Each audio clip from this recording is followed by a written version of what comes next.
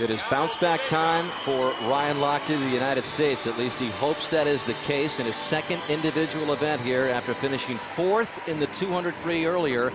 He's got lane 4 in the finals of the men's 200 IM, one of his real specialties. So Lochte, also the 2-time defending world champion in this event. He is trying to join 4 other male swimmers to win 3 straight titles in the same event. And it's great company, Rowdy. Michael Phelps, Grant Hackett, Aaron Pearsall, and Ian Thorpe, the only other swimmers to pull off 3 straight. 50 meters left because Hagino will come home on this field. Everybody, including Lochte. So keep an eye on the middle of the pool. Lanes 3, 4, and 5. Che, Lochte, Hagino from top to bottom there. Hagino fairly pedestrian at this point in lane 5. Lochte jumped on it. Here's in lane 4. Most likely will be touching first. Pereira down there in 6, and Che, very good butterflyers as well.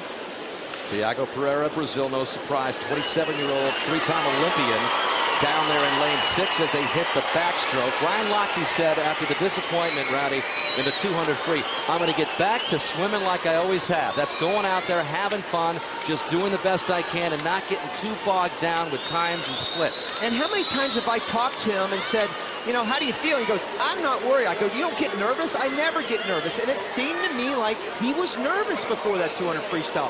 And you're so right, Dan. He just needs to go back to doing what he does best and not thinking about it. Just swim your own race and overpower everybody right here. This is what's critical. Pereira's there's no way Pereira will be able to stay with him in freestyle. Hagino, again, keep an eye on him. Breaststroke's his weak stroke, but he will be able to close. Now, body link behind. He's got a long way to go. So Ryan Lochte has established control of this race with 50 meters of freestyle left. Pereira is more than a half-second behind. How much of a charge can Hagino make better than a second and a half behind? Boy, a second and a half is just too much to make up, Dan. I don't think Hagino can do it. I think Hagino can go by Pereira, no doubt, but there's no way he's going to go by Lochte. Pereira's hanging on in the second spot, but it's Ryan Lochte in lane 4 who's going to make it 3 straight world championship titles in the men's 200 IM. The battle for silver is on, and Hagino did get ahead of Pereira. But the fastest time in the world this year just clocked by Lochte, who does indeed bounce back after the 200 free. What a bounce back. What an event to bounce back to. I mean, I think this is a perfect event for him to come back to after a disappointing 4th. And I say disappointing, most people would die to be 4th at the World Championships, but these are the expectations now that we put on people like Ryan Lochte and like Michael Phelps at the pass and like a Missy Franklin. And to come back and do what he does and do what he does best is so... It's so cool to watch because he really doesn't have a weakness, Dan. I mean, every single stroke he takes, you can just tell he gets that great distance per stroke. Here's that first 50. He went out for it, didn't take any chances. He didn't want to give Hagino a chance. That's the big thing, don't you think, Dan?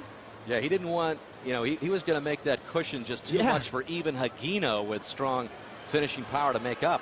And that's right, and that's what he did. There he is, and there's Hagino. Hagino is... Now, his breaststroke's going to improve. Believe it or not, Lochte's breaststroke was like that at one point. That was his weak stroke 10 years ago. No doubt about it. Hagino's going to have his day, but the day today, right now, belongs to this guy. And Ryan Lochte continues to rack up world championship medals. That's his 13th gold, his 21st career world championship medal. Only Michael Phelps has more with 33 total. Lochte back on track.